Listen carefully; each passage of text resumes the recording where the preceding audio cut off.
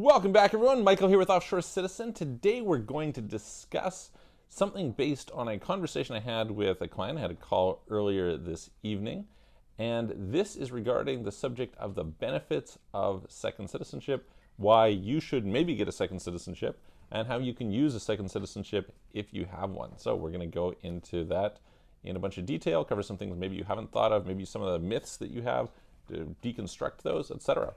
Before we get started, if you haven't already, please hit the subscribe button, hit the notification bell. We really appreciate it.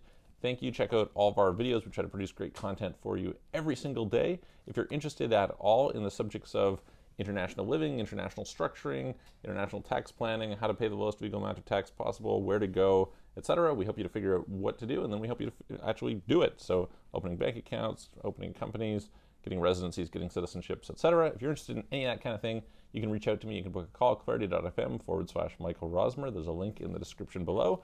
Or you can check out our websites, offshorecitizen.net and offshorecapitalist.com, and you can send us a message through there. Okay, so I had a call with somebody earlier this evening who had multiple citizenships, fortunately, through birth.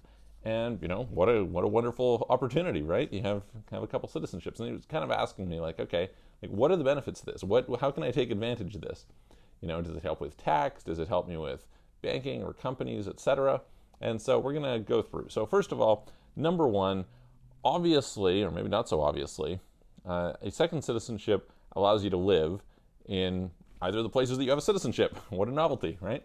Now, I often say that the best places to have citizenship are pretty much all EU or EEA, kind of Schengen, etc. So maybe Switzerland, Norway, etc., kind of included in there. And the reason for this is because you have the right to live and work in any of those member states. So you get 28-ish countries that you can live in, you can work in, you can vote in, you can whatever, right? Which is great. Now, some people might say, okay, well, I don't have a job, so I'm running a business, I'm retired, I'm whatever, so that's not so relevant. Fair enough. However, another benefit is you have the ability to, say, go to Germany and have your kids go to school there, right? If you compare, say, U.S. education, especially university, super expensive, Germany virtually free, right? So this is a nice contrast for a benefit that you get from having a citizenship in that country. It's something that you might take for granted otherwise. In addition to that, the fact that you can live in these places without having to go through a lot of the hassles, etc., the fact that you have access to their healthcare system, the fact, etc., pretty good, right? Very, very beneficial, at least if it's something that's better than what your other place is, right? Number two is you have access to visa-free travel. So pretty much every citizenship gives you a different set of countries you can go to. Now, there's a lot of overlap, of course, right? Many countries will say cover the whole EU or the whole Schengen zone, or they'll include, Thailand, or they'll include a bunch of parts of Latin America. There's a lot of overlap. However, that being said, it expands your visa-free travel, right? Now, whether the countries that you can go to are countries you want to go to, that's totally up to you. I was talking to somebody earlier this evening from India. India is not a great travel document, right? So the amount that you expand by adding on a second citizenship could be a lot. If you're coming from Canada, the amount that you add up, probably fairly little, right? Maybe those are some of the places that you want to go. For example, maybe you want to go to China, maybe you want to go to Russia, etc., and that's not covered under your passport. Fair enough, cool, that's great.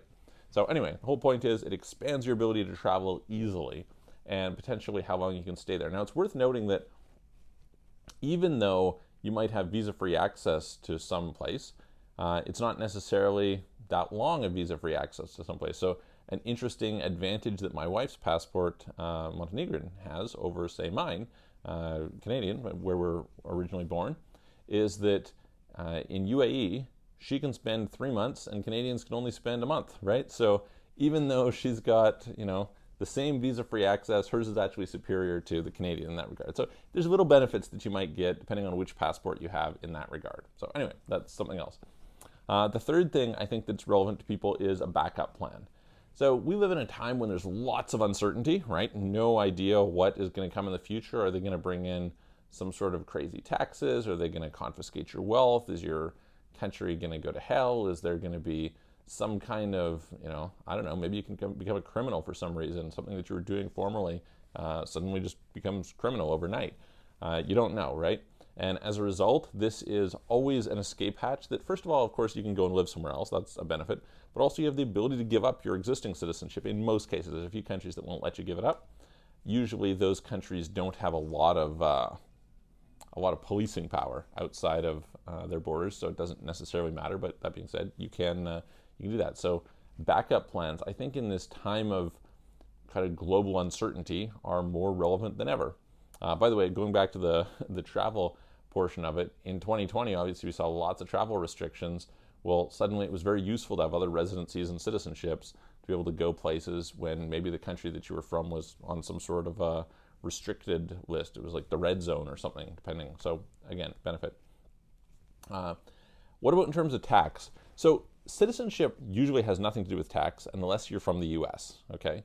It doesn't matter whether you have a citizenship in Germany or a citizenship in New Zealand or a citizenship in China. You're not taxed based on your citizenship, and you don't gain tax benefits by getting a citizenship in a zero tax country. Okay, you get benefits based on where you live, where you have your residency. That being said, for some people, this may give them easier access to a place that has more favorable tax rules. What's the next one? Somebody was asking about banking. Okay, so does it help with banking? Yeah, it certainly can.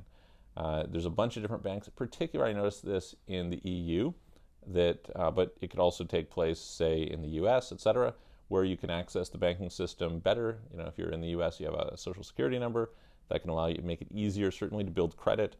Something similar in Canada, something similar in Australia. Credit's a big deal in different parts of the world.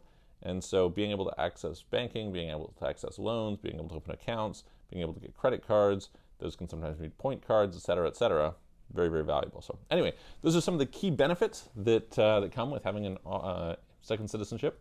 And so if you're interested at all in getting a second citizenship or getting a second residency, moving somewhere else, getting tax benefits, etc., please reach out to us. Again, you can smash the subscribe button, hit the notification bell, hit the like button if you like it. Tell me why if you don't. If you have questions, put them in the comments below. And, reach out, book a call, clarity.fm/Michael Rosmer. Again, link in the description below. And I'm going to see you guys on the next video.